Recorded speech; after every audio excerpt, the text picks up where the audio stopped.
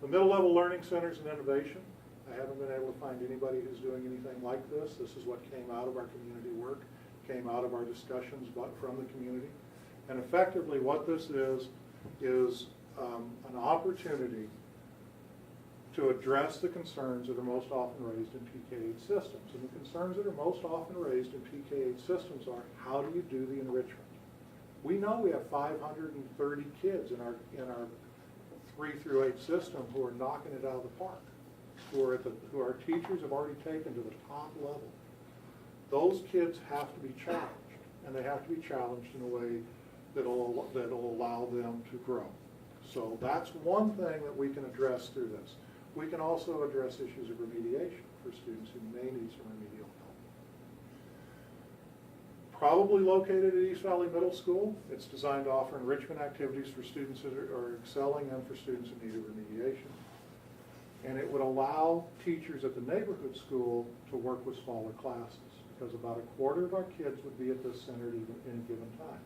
It's designed for about 220 kids, but think about it. If you're a classroom teacher with 26 kids and half of those kids are somewhere else getting an enrichment, that leaves you half of your students to work intensively with for at least a portion of your day. So again, designed to about 220 kids. So here's what are the impacts to East Valley School District? Schools would be larger, but they wouldn't be 700. If we took all of our kids and looked at it right now, there'd be about 530 students. But the classes would be smaller. There would be more opportunity for sports participation.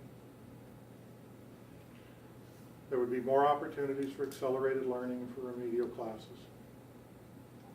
And there'd be more efficient use of specialist time and resources for students, counselors, librarians, and music. Right now we spend an awful lot of time with people doing windshield time. This would allow us to dedicate these resources to specific schools.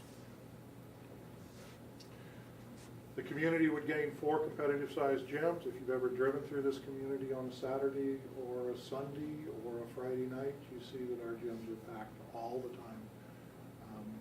We would add that. All schools would have separate lunch and PE areas. Right now, if you're an elementary school student, you're rushed out of your cafeteria so that we can do PE in the area. It is not only unappetizing, it's very difficult and probably unsanitary. This reduces district operating costs. You know, we are at a crisis, folks. We're operating way too many buildings for too few kids, and those buildings are crashing down around our ears. So less money spent on keeping buildings open means more money spent on kids.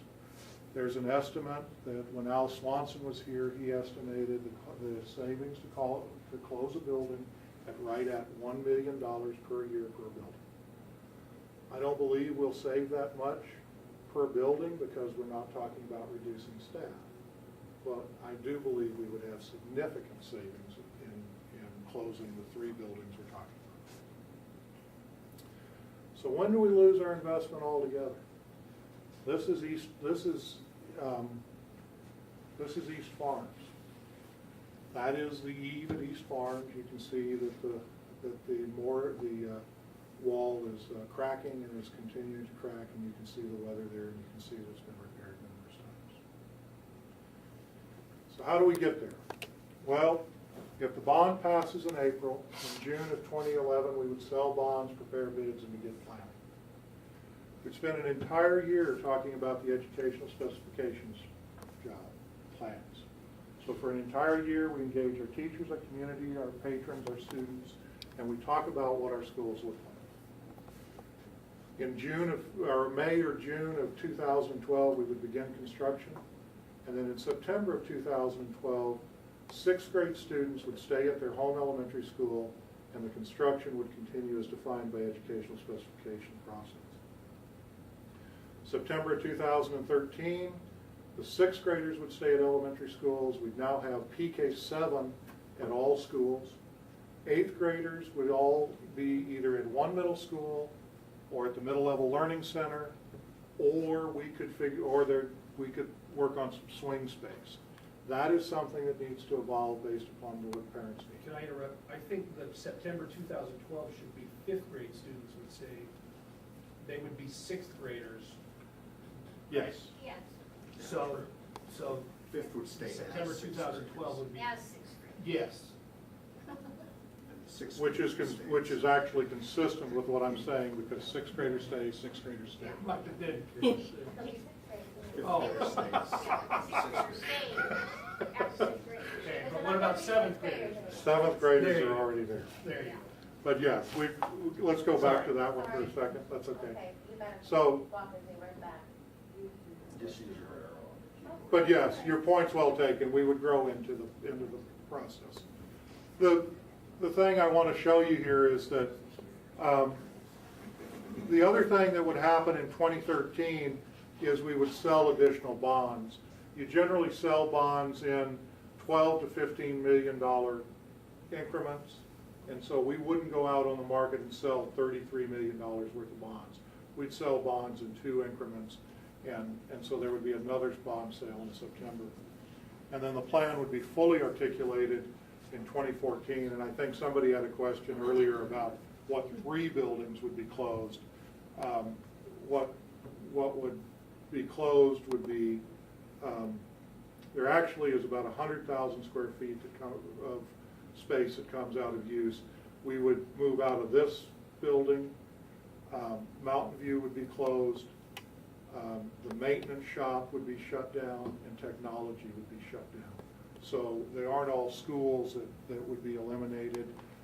We would move into East Valley Middle School because the standards for where adults go are not as high as where we keep kids. We can put adults in buildings that are not nearly as in as good a shape as what we have to do for children, or should do for children. So that would be the plan. So here's how the bond compares. The last bond we presented asked for $34.5 million. It had a maximum state match of $19.3 million. It would have impacted 3 schools, and it would not have consolidated programs or reduced operating costs. No new facilities.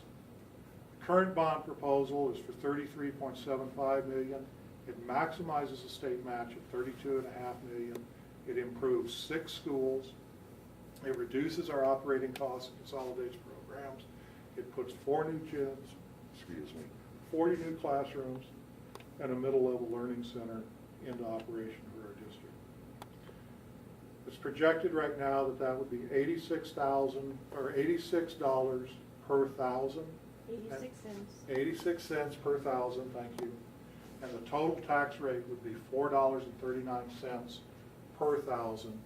And I want to point out that this is lower than the 1994 tax rate. So the tax rate is at this would be lower than our taxes were in 1994. If the bond does not pass, we're still going to move to a PK8 system. Buildings will continue to deteriorate and be out of date with fire, electrical safety, parking, roof, heating, cooling. None of that's going to get any better. So the cost to the taxpayers looks like this. Estimated at 86 cents per $1,000 of assessed value. On a $100,000 property, that's $7.17 a month. On a $300,000 property, that's $21.50 a month. Total tax rate for the bond is estimated at $4.39 per thousand. That's levy and bond. In 1994, the tax rate was $7.03.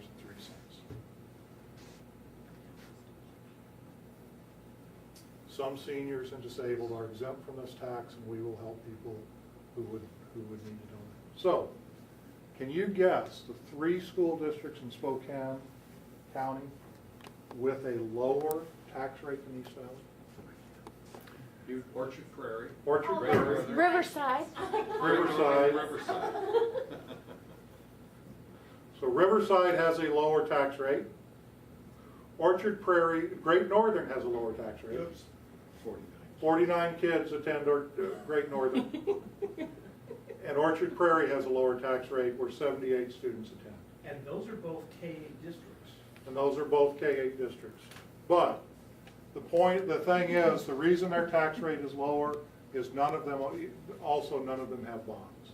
So none of them need bonds because they're operating facilities that are pretty small. So again, that's the bond comparison. That concludes the slideshow, and I'll answer any questions.